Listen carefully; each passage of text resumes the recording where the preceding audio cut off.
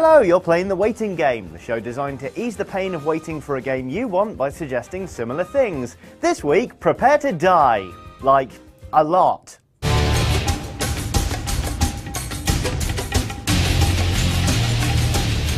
Yes, everyone's favourite dungeon-crawling, murder-tastic title Dark Souls is back for a second instalment, pitting you against the forces of darkness and, more likely than not, yourself as you try to make it all the way through without smashing anything in frustration. But before you strap your helm back on and go butcher a load of demons, however are you going to tide yourself over?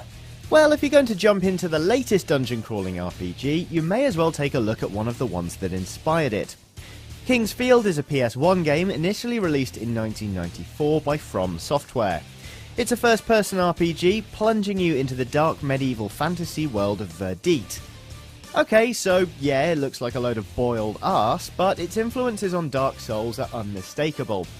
If the first one is a bit hard for you to find, spoilers, it is, don't panic. King's Field spawned a whole series, with King's Field 4, released on PS2, being the most recent. Chances are you'll be able to find one of those. Now obviously, Dark Souls 2 being a medieval set game, you're going to be hacking through more dungeon nasties than most butchers do pigs in an entire month, but be honest with yourself, do you really know how to be a knight? If not, you could always give the Arthurian romances of Chrétien de Troyes a whirl. Focusing on many of the knights of Camelot in turn, these stories are as much accounts of the laws of chivalry as they are exciting romps through medieval England. Now I know it probably all sounds a bit dry, but honestly Chrétien de Troyes penned some really great stories back in the 12th century, and there's more than the odd bit of illicit queen diddling held within its pages, should that be your thing. Ultimately, I reckon it's a good idea if you're planning to pick up Dark Souls 2 because it'll deepen your appreciation of the medieval beyond going, "Way, I have a sword." Not that there's anything wrong with going, "Herder, I have a sword." Solomon Kane does it all the time. Now, Solomon Kane is a character created by pulp author Robert E. Howard, starring in a series of 9 novellas, multiple fragments, comics, a film, oh look, James Purefoy again, and even a tabletop role-playing game. Solomon himself is a brooding Englishman who roams the land, seeking to vanquish evil wherever he finds it, generally with a rapier and a couple of flintlocks. He also, if you believe the film, has a pretty dodgy West Country accent. Don't struggle. If you don't struggle, he'll let you go.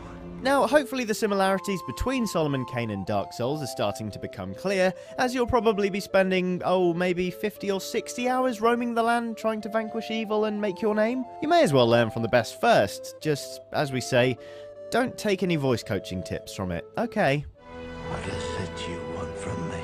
Alright, so we've got dungeon crawling down, we know how to be chivalrous, and we know how to swing a sword at something evil. What else is there to pick up?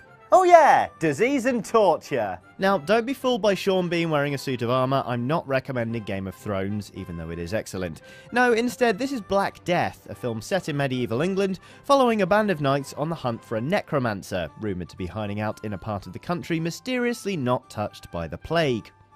It's a little silly, but well produced, with enough hacking and slashing to keep even the most sceptical Dark Souls fan from flipping over to something else. Above and beyond that, though, the film is riddled with betrayal and deception at practically every turn, something you're going to have to get used to if you're going to make it all the way through Dark Souls 2. With other players still able to infiltrate the game and lead you to your demise, or otherwise, well, murder the crap out of you, knowing what to trust in the world around you will be a hard-learned lesson, so you may as well grab some popcorn and let Sean Bean teach you a thing or two. But you will find out soon enough. Now, we've got a golden rule here on The Waiting Game, one that says you should never recommend an earlier installment in a franchise because it's too obvious. I'm going to break that rule now because you should play Dark Souls. Now, yeah, chances are if you're thinking of playing Dark Souls 2 and haven't played the first, you've probably already considered picking it up, but I feel like it's my duty to explain why you absolutely should.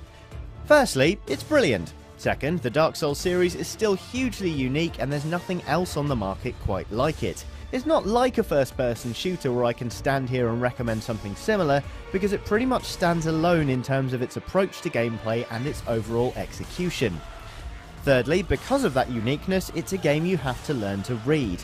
If you want to tackle Dark Souls 2 competently without tearing out most of your hair in the opening hours, you will need to learn to play the first one beforehand. Fourthly, it's really good. Wait, I think I said that one. Alright, so that's it for this week, but if you want to check out any of the things we talked up in this episode, click the link on screen now to see a handy Amazon list. As a waiting game exclusive, you can pick up the Dark Souls Prepare to Die version for just $5.99, which is a tidy 80% off. Move fast though, the offer runs out at 11 PM PT on the 26th of November. More like Dark Souls Prepare to Save Loads of Money. That didn't really work.